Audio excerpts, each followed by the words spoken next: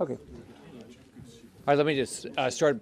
So starting back last January, the group of us have all been sort of getting together once a week and talking about how we actually bring some fiscal sanity to the federal budget. And that's really what the conversation has been about. There's other issues that we've been talking about. And so we are optimistic that we have the opportunity to have some fiscal sanity. If you look at the numbers, look at interest rates, look at inflation, look at all these things, it's really caused because we have had no fiscal sanity up here for decades. So we're unified in doing that. And so we've got a variety of people who are going to speak. But I want to thank Scott Perry for being here. I think the House Freedom Caucus is clearly taking the lead on how do we make sure together, both the House and the Senate together, we come together to bring some fiscal sanity, which is exactly what I can tell you my state, that's what people want. So Congressman Scott Perry. Well, thanks, Senator, and thank you all for being here. I don't think it's a mystery to anybody in the room, certainly not the folks behind me. American people are struggling. All their prices are higher, from lettuce to lumber. They can't afford their groceries. They can't afford to get to work. They can't afford their heating bills, their credit card bills. The world becomes more dangerous every single day. And I'm not just talking about faraway places that concern them, in their very own communities, And most of these problems are born out of Washington, D.C. And they sent us here to fight on their behalf so that they could afford to live in their homes and live their lives, and so that they don't have to live in fear, whether it's a wide open border or nuclear weapons being threatened somewhere around the globe. And so we're here to say we're going to fight for the American people. We've been fighting for them, and this is how we're going to do it. So the first thing that needs to happen is the spending in Washington, D.C. is driving the cost of everything up. Now, it's still too much for many of us, but was agreed to around Memorial Day was this FRA number of $1.59 trillion. No more gimmicks. Most of the House voted for it. Most of the Senate voted for it. That's where we have to be. Don't be adding stuff onto it. Let's write the appropriations bills. Let's get the spending bills right. Let's set that as the number.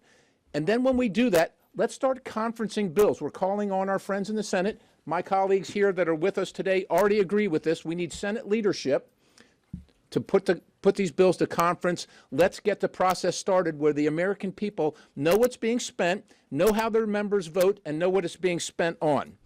Next, reauthorization of FISA. It can't be hooked to anything. The federal government has spied on Americans, whether you're Catholic and you decided to go to church or whether you went to a school board meeting. This has to end. Reauthorization needs to stand on its own, and it needs to have significant reform. Finally, on any supplemental at all, the House is going to remain closed for business unless the country being supplemented is named Israel. And oh, by the way, these things have to be paid for. We're out of money, ladies and gentlemen. Next month, we'll go over $34 trillion in debt in this country, and next year we'll spend $1 trillion on interest. This has to end. If we want to spend money on things, we all get that, and we want to support our allies in Israel. But we're going to have to pay for those things, and there are ways to do it. That has to be done. Has to be fully offset. So with that, in the absence of, okay, I'm going to turn to Bob Good from Virginia. Thank you, Chairman Perry. When are we going to begin to fight for the American people? And when is too much debt and too much spending enough? When is it enough? We are at historic times. With a record historic $2.5 trillion deficit we're on track for in these last 12 months. With $34 trillion in debt now, we'll be at $36 trillion by the end of this Congress.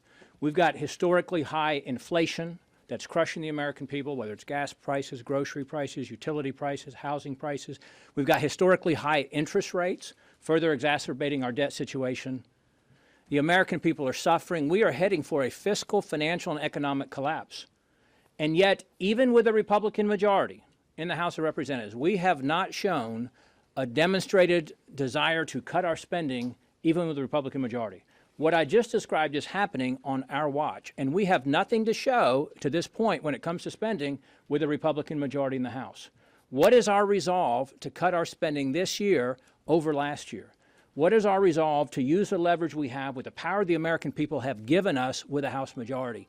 To the chairman's point just a moment ago, Scott Perry from Pennsylvania, The President, the Senate, and the House together agreed, apart from our support, we didn't support that because it was too much, but agreed to the FRA level, $1.59 trillion, cutting about $100 billion from the 1.7 omnibus bill that was signed a year ago.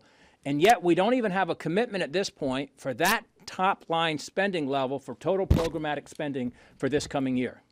What are we prepared to do to secure the border? What are we prepared to do to stop the invasion at our southern border?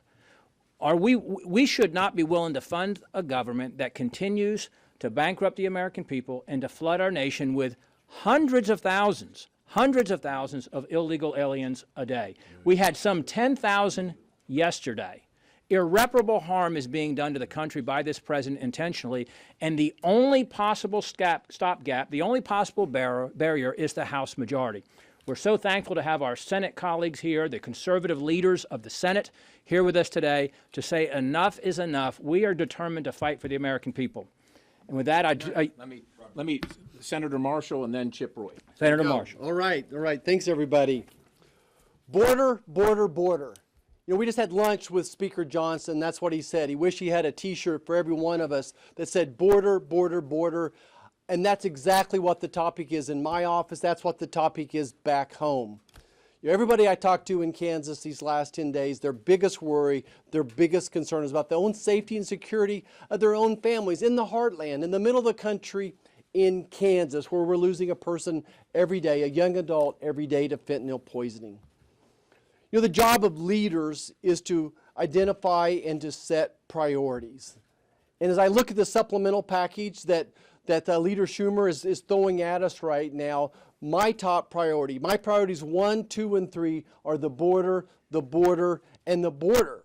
And that unless there's meaningful reform that secures our border, we're not going to vote for cloture on any type of legislation, supplemental legislation, unless it includes border security. And I'm proud that our leadership is saying the same thing. So I'm here today to put down a marker to say, hell no, I won't go unless there's border security. That's what my life is dedicated to from now until Christmas. My life is dedicating for this once-in-a-generation opportunity to secure this border. Thank you.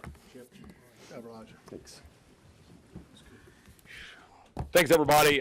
Thanks for our friends from the Senate, Scott Perry, Chairman of the Freedom Caucus, for joining us here today. This is one of the most important press conferences that we've had and that I've been a part of. I was just home over Thanksgiving, like all of us were. Monday morning, before I flew back, I was at a coffee shop after I took my kids to school, and this young man, an Hispanic young man, came up to me, grew up in Laredo, lives in San Antonio. He's a constituent. And he looked at me, and his eyes welled up, and he said, my family is under constant siege back home in Laredo. He said, our state is under constant siege. He said, I can barely pay my bills, and I'm watching the United States government leave us stranded. He said, thank you. Thank you for being my voice. Thank you for standing up and defending me. Okay? Those are the people that this group represents, unapologetically. When I took the floor on the Thursday before we left for Thanksgiving, I said a few things. I said a few things about whether or not Republicans had anything at all, any one thing that we could stand up and defend. And of course, my Democrat colleagues like to make hay out of that because they leave off the important clause after that, which is other than to say that we're just a little bit better than Democrats. That's what's at stake right now. Our border is wide open. I want to be unequivocally clear to the Speaker of the House, to Republican leadership, if the word Ukraine is uttered on the floor of the House of Representatives before we have secured the border, passed H.R. 2 out of the Senate, with the President signing it, with metrics attached, that is an utter fail by Republicans. I want to be completely clear. We must secure the border. There cannot be any equivocation about it. There cannot be any half measures. We owe it to the American people to stand up and secure the border, and we did that. The core policies in H.R. 2, parole fixes, asylum reforms, limits on the CBP-1 app, turnaway authority, empowerment of state AGs to sue and defend those laws. We need those fixes. We need TVPRA and Flores to ensure that the unaccompanied children are safe, like we do with Mexico and Canada, but for all countries. My Republican colleagues are all too quick to want to trade those off as if they're unimportant, as if the child being sold into the sex trafficking trade as we speak is unimportant because, oh, we have our precious, we must pass the NDAA. We have our precious, we must fund the federal government at its full tilt at the Nancy Pelosi spending levels. Which brings me to my final point. Spending restraint means actual restraint. It doesn't mean the fraud that is perpetrated in this town on a regular basis by Republicans and Democrats alike. All of the so-called side deals that will blow the lid off of the FRA spending are completely unacceptable. And to the Speaker and to Senate Republicans, I say, if we're going to actually cut spending, it needs to actually cut spending year over year. Because the average American family eating $11,000 a year in additional costs, as reported by CBS last night, they're expecting all of us to stand up and defend them. We're their voice. The average American, the average Texan who can't pay their bills, who are watching their border be wide open, watching cartels exploit our border, kill their kids, trying to get empowered. And we're over here nibbling around the edges saying, oh, we must pass the NDAA. So take out all the provisions that make it better. Why? So we can check a box and get something done as we head home to our family dinners at Christmas. That's the way this place works, and it needs to end. Republicans together need to stand up and say, we'll eat Christmas dinner right here in Washington. We'll stay here into January. We'll do what it takes to stand up for every American who's getting left behind by an administration that is more concerned about advancing a radical leftist agenda than defending the American people they were sent here to defend. Senator Johnson? Or no? It's Andy, Okay. it's Andy Biggs. So last night, in the Tucson sector, there were 2,700 apprehensions. 2,700 in one sector of the 9 southwestern border sectors. And we don't even count the gotaways because they were just about the same number.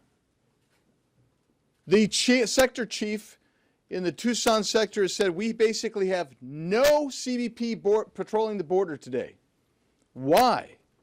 Because they are all processing and transporting people as they are inundated. The border is uncontrollably open. The cartels are waging a war in the little village on the other side, on the south side of the border in Sassabee. They're burning out people who won't surrender and leave their homes for the cartels to take over. Why? Because that will be the jumping off place for human and drug trafficking through the Tucson sector. They're moving it over. That's how the cartels work. This administration supports that. They are the logistical arm of the cartel in human and sex trafficking and drug trafficking. That's what's at stake on the southern border. At the same time, we have an administration through multiple administrations that have been weaponized to spy on the American citizen, but none quite so avidly as the Biden administration. So, when 702 comes up for reauthorization, we have proposed numerous reforms to constrain the police and surveillance apparatus of the federal government, and it must be done. I commend Senator Lee and Senator Lee and Wyden, who lead that in the Senate, and Representatives Davidson and Lofgren leading it in the House. We're going to mark that bill up next week, and we're going to start taking back the Fourth Amendment and the Fifth Amendment protections that belong to every American citizen. And I'm going to just elaborate on one last point, and that is on the spending. Obviously, it cannot continue at this pace. We must reverse course. But if you want to tell me that we're going to spend more money for Ukraine, or we're going to continue spending at the kind of levels that even a 1596, $1.596 trillion is, without first securing the border with measurable benchmarks, then this country may be irredeemably lost. I'm grateful for the senators who are here who are fighting this in the Senate, my colleagues in the House who are with me. We fight it in the House. This country has much to go yet. But at this current pace, if you think that we can take another 11, 12, 13 months of the Biden administration's spending, as well as its open border and its surveillance of the American citizen, you're not understanding the existential crisis that we face. I'm proud and pleased to stand with my friends fighting this, and I call on the Speaker of the House to not just be a bellwether conservative, but to actually stand up and fight. Thank you. Senator Lee. There was a British lawmaker named John Wilkes in the 1760s. John Wilkes was an open critic of King George III and published a circular known as the North Briton. When he published North Briton number 45, he was arrested. He was arrested because he was too critical of the king and his ministers. Lord Halifax had him arrested. Among the topics of his criticism were the fact that King George III and his agents were using things like writs of assistance and general warrants. And if you're not familiar with those things, they're basically warrants that say there are crimes that may have been committed, go find evidence related to them, have fun. This, of course, was in violation of the rights of English subjects, and John Wilkes knew that. He brought suit against Lord Halifax, and he was awarded thousands of pounds, a lot of money in those days. By doing that, he became a hero on both sides of the Atlantic. And his story was very familiar to the American people, and I have no doubt that that helped inspire the adoption of the Fourth Amendment. We desperately need the Fourth Amendment right now. It's been overlooked, it's been trampled on in meaningful ways, in ways that closely reflect what happened to John Wilkes. The use of things like general warrants and writs of assistance, while they don't exist under those titles today, exist today in the form of Section 702 of the Foreign Intelligence Surveillance Act. Anytime you authorize the government to go and collect information on American citizens without a warrant, and then you allow them to search those databases and the contents of those phone calls without a warrant, you've got a problem. It's not unreasonable what we're asking, but let me tell you what you're going to continue to hear as we march toward the December 31st expiration deadline for FISA 702. You're going to hear things like, this will make it too hard for the government. It will be more difficult for the government to get the information that it wants. Well, big surprise. That's the whole point of the Fourth Amendment. The whole point of having a constitution is to make certain things more difficult for the government to carry out. Why? Well, because we all benefit when we do, and because bad things happen when they don't. When governments are left out of control, horrible things happen. Take the fact that we've overlooked other parts of our Constitution, like the limited enumerated powers, implicit in the concept of federalism and explicit in the 10th Amendment. Since the late 1930s, we've pretended as if there is no limit to federal power. Since at least the 1970s, we pretended as if there is functionally no limit to the amount of money we spend. Those two things together, they're deadly.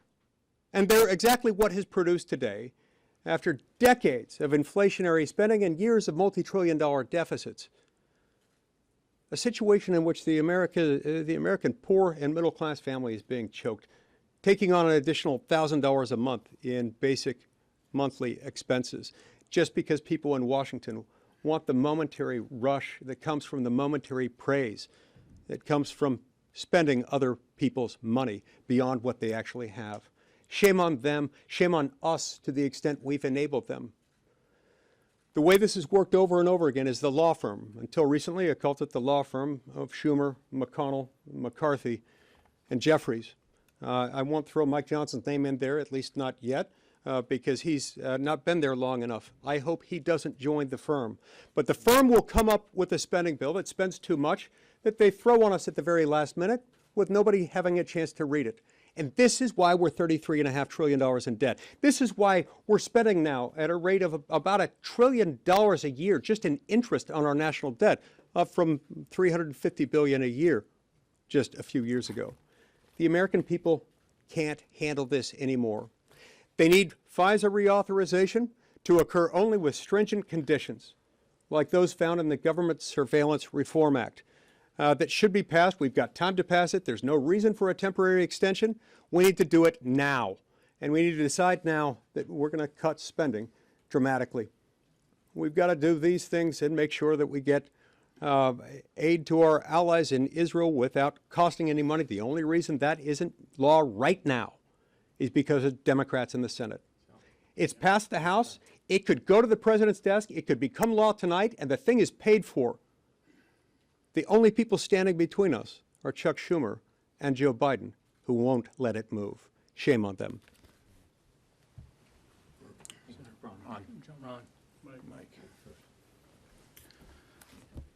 I like your reference to the firm. That would be career politicians have been running the show for a long time.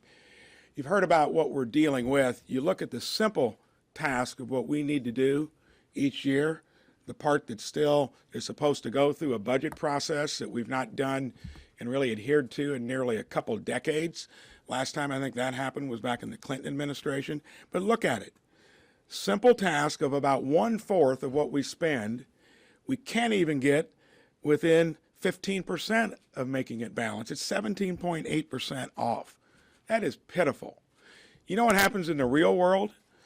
You go through Chapter 11. If you're a state that runs like this, you're going to have trouble borrowing money. And a lot of the states that roll like this place deal with the same consequences. Paint you a picture of how this turns out. First of all, I've been on the Budget Committee all 5 years. It's a useless appendage. We have never used it. We don't even get a top line out of it. I'm a senator that gave up a spot on the Appropriations Committee because when I was on it, we didn't do one meeting with appropriators.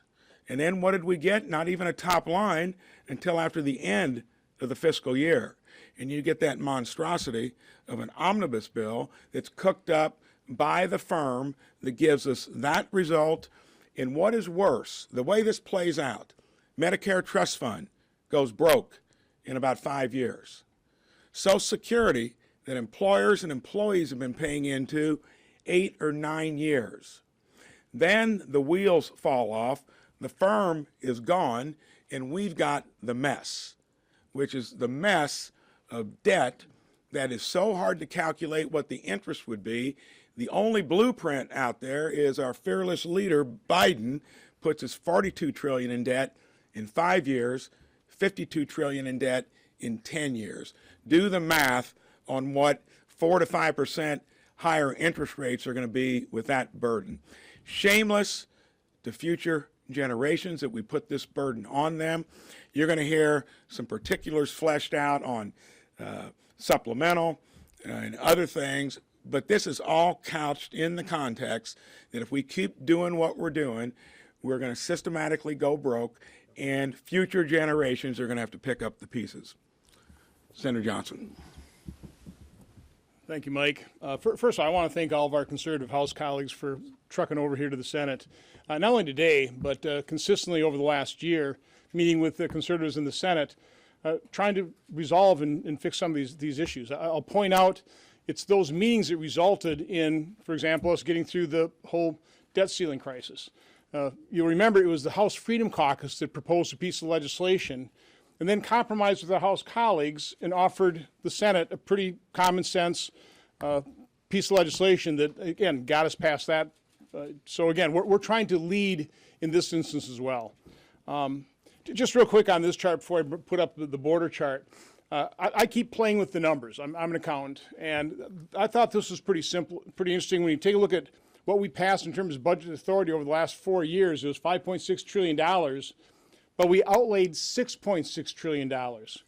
So other supplemental funding, I mean, just, disaster relief, whatever, another 18% onto what we had passed in terms of appropriation bills. It is completely out of control. But let's put up the border, because this is really what I came to talk about. It is unfortunate, and I completely agree with what the House has passed in terms of H.R. 2, that type of language. In the hands of a president that actually wanted to secure the border, in the hands of an administration that would faithfully execute the laws passed by Congress, H.R. 2 would work. But we don't have that with this administration. Our open border, Biden's open border, is a clear and present danger to America. And no matter what we pass legislatively, we can't trust the president, his administration, to faithfully execute that law. So we have one leverage point here. The administration wants funding for Ukraine. We need to use that leverage point, and we need to make any funds that go to Ukraine contingent on the administration actually reducing the number of migrants that are being dispersed in America. Now, since this administration started, it's been about over 6 million people, at least 6 million. 1.7 million of that are detected gotaways. We have no idea who these people are or where they located. We really don't know where the other 5.3 million people are, the ones that were encountered, processed, and dispersed. This is completely out of control. You have Hamas now calling for days of rage. Do you think in that 1.7 million or the overall 6 million there may be a bad person or two? It's a clear and present danger. So what the Senate must insist on is if they take up a supplemental, if they're looking at funding for Ukraine, Republicans in the Senate must hold firm and deny cloture on any bill that doesn't include benchmarks, hard metrics. And again, the metric needs to be number of migrants dispersed into America, whether, again, they're encountered, processed, and dispersed, or detectable gotaways, or any other category. And we need to deny cloture on any bill that doesn't include that hard metric.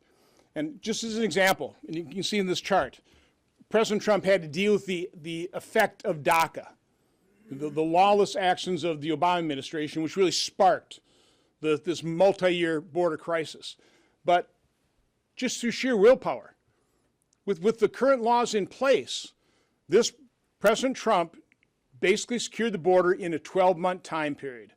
And so that's what the bill I'm working on in terms of providing metrics, again, where the Ukraine funding would be contingent on those metrics being met and certified, you would ramp that down to pretty much a secure border over 12 months. That's what we need to do. That's what I think conservatives in both the House and Senate will definitely insist on. It's what the American people insist on. We need to be more concerned about securing our own border, protecting our own citizens, our own homeland, before we provide $60 billion of funding for Ukraine. And next is Rick. Okay, so if Reagan was here today, he'd say, what the hell has happened to his country, right? So here's the takeaway today. We have all been working together all year. And there's two takeaways with this. Number one, we've got to start the path of fiscal sanity. And we're going to do everything we can to start that path. Everybody up here, we'd like to have a balanced budget. Every one of us. We know that it's what you have to do. But we're willing to work with everybody else to start the path. And if whoever it is, Republican or Democrat in the Senate and the House, doesn't want to do that, we're going to fight like hell to change that. Number two, we are going to secure the border. Nothing's going to get passed with regard to Ukraine unless this border is going to be secure. And it's going to be clear. It's not going to be, oh, we tried, we passed some BS that doesn't do anything. It will only happen if we have real border security to pass. So the two big things on top of FISA. But this group, we're going to keep working, and we're going to work together, which is in contrast to when I first came up here where House and Senate didn't work together. We're going to work together to make sure these things happen. So any of us can take any questions. Questions? Stay here. Go ahead, sir. I've kind of a detailed question. You talked about the 1.59 trillion. I feel at one point you guys were pushing 1.47. Are you guys coming up in your number to make it? Well, look, like I said in my remarks in the beginning, 159 is too expensive for many of us, but we realize that 147 is not going to happen. But my goodness, the House overwhelmingly supported this 159, and so did the Senate. And so the fact that just a few months later, they're already willing to just go beyond that like it doesn't exist is absurd. It is too much, but that has to be the limit, and it's 159 actual programmatic spending. It's not 159 plus rescissions and chimps and all that other stuff. 159's it. And if there's any supplemental funding, it will be paid for. Just like what they did, you might talk about that. Just like what they passed in the House with regard to Israel, it was paid for. And there's a lot of things. You got IRS funding, you got this slush fund of what, $400 billion for Green New Deal stuff. There's plenty of money to be cut. Ma'am. It sounds like during Speaker Johnson's lunch on this side of the building, he talked about what could happen with a continuing resolution. And it sounds like, please correct me if I'm wrong, Senator, he said that he would do a full year CR if they couldn't get appropriations bills done by February 2nd. Is that what your understanding was? And for the House folks, how does that sound to you guys? Okay. number one, the goal is to get this done. The goal is to have Schumer start doing his job. What we ought to do, the House is doing their job. They're passing spending bills. We ought to be doing the same thing here. I don't know when was it last time we passed it? Was it sometime middle of October is last time we even talked about spending over here? The House has passed a variety of things. Why aren't we bringing them up? This is all Schumer trying to get this big omnibus where he and a few others get to decide what's in it, and that's not going to happen this year. Yep. I'll just add that I wasn't over in the Senate lunch, but to the extent that the Speaker was talking about a full year CR, I think there's a pretty good article in was it Roll Call this morning or yesterday, walking through the implications of that, right? And what you talk about, if you actually adhere to the caps that were passed in Memorial Day weekend, that those caps would truly set spending probably in the mid 1.5s, right? If you actually follow that. And or if you apply the sequester, right, it would drop those numbers down. So the point here is we want spending level to be 1.59 or lower. But if we're going to talk about setting a top line spending level for moving the appropriations bills, which is our goal because the American people expect us to do our job, we've passed 7. I think there's probably at least 3 or 4 others we could probably pass out of the House, get to conference. Let's go work it through at a spending level at 1.59 or lower. That's what we're saying. Let's do our job. And I think what the Speaker is saying is that if the Senate won't work with us to do that, then the default position is going to put it at a pretty aggressive cut into the 1.5s if the Senate is unwilling to do their job and do what we did in the House. Congressman Roy, can you clarify what you said earlier about the NDAA? Would you not support passing the NDAA if there's not a deal on border security to lower the number of migrants coming across the border? And is there money for authorization for Ukraine that you find problematic in the NDAA?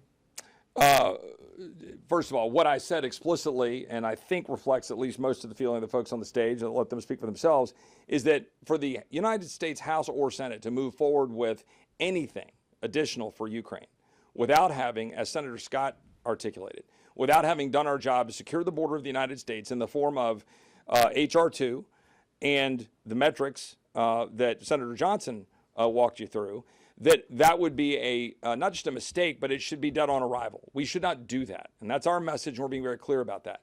The NDAA, we should actually be going to conference and doing the work we're supposed to do rather than four corners conversations and deals to jam through a watered-down NDAA with a short-term extension of FISA on the back of it, which is what is being talked about.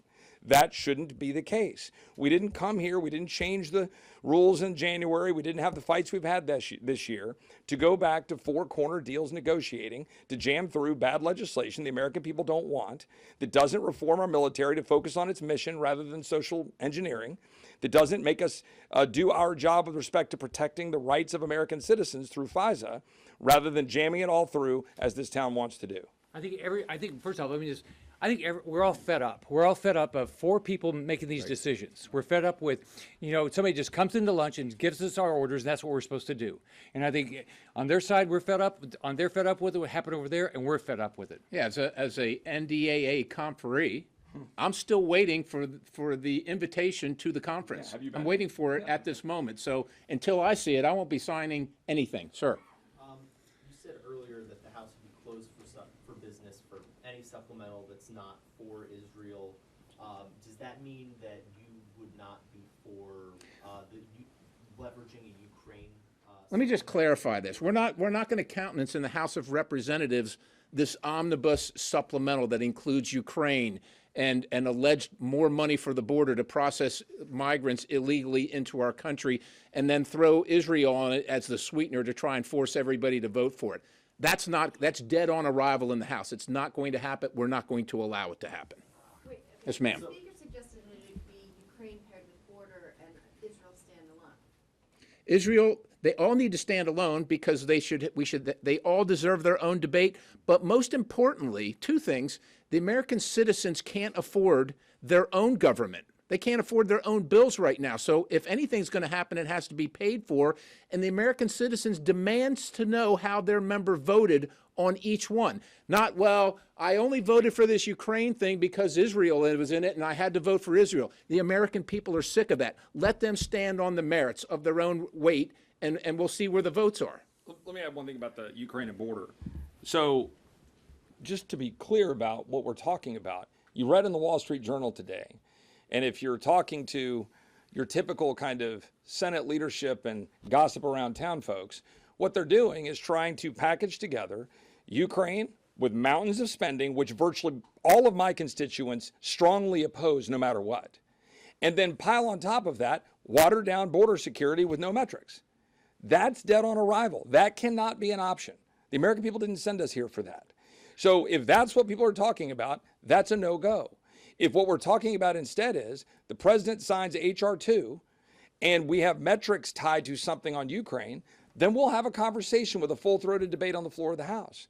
But we should not be talking about watering down and negotiating against ourselves when the American people don't even want us to give another dollar to Ukraine, particularly when our border is wide open, Americans are dying, we're under assault, our hospitals are overrun, our police are overrun, our kids are dying from fentanyl poisonings, and they want us to have more money for Ukraine? One more. Let me make this just real simple on the border. There's going to be one of two things that happen by next November. We're either going to secure the border or we're not going to secure it. The Biden open border policy is going to continue. I think what we're saying is we don't want and we will not allow, to the best of our ability, any Republican fingerprints on anything that's going to keep the border open. We want to be part of the solution. By the way, that would be a huge favor to Democrats and Biden. We're not playing politics here. This would be actually detrimental politically to us. If we help Biden and force him to actually secure the border, that would fix one of the problems that the American people don't like his administration for. So we are about actually securing the border and nothing less than that. We want nothing to do, and we're going to do everything we can to block that. Last question. Yes, ma'am. Oh my gosh, so many questions, but I'll try and Well, you can ask members afterwards. I want to make sure I'm understanding what you're saying right now. Chairman of the Freedom Caucus, you are saying that you will not accept any combination of any of these three items, Ukraine, Israel, and border, all need to move separately? Yeah, you got it. It's pretty simple, right? All right. And now, here's my question to you. I understand your H.R. 2 push. That is not going to pass the Senate. We know that. We know the president's not going to sign it. I know, I'm sorry, anything's possible, sure. But what do you think about the perfect being the enemy of the good here? This is the only moment you may have in the next year to actually change any policy on the border. Are you concerned about pushing for something that doesn't have a real chance when you could get a change in asylum or parole? But I would just remind, and I think my colleagues, they can speak for themselves, we already have laws on the books right now that were enforced just 3 years ago that had the numbers dramatically lower. Most people considered the border to be secure. No, it doesn't matter what we pass here in the way of legislation, even if it gets a signature, if we don't have a president and administration willing to enforce the law. And that's what we have right now. So we need to see definable, verifiable, certifiable, believable metrics that show it's actually secure. Otherwise, it's all just more failure theater up here. It's more failure theater, and we're done with the failure theater. The American people, more importantly, are done with the failure theater. We have a lawless administration. That's all let's acknowledge. We have an administration that doesn't care what the law is, and so if we don't have metrics, nothing's going to change. They're lawless. Right. Thank you all very much. Stick around a little bit and answer some of your questions. Awesome. Thanks, Senator. Thanks for coming, guys. Thanks, Ron. Thanks for coming. This is Ron. It's Ron. Sir.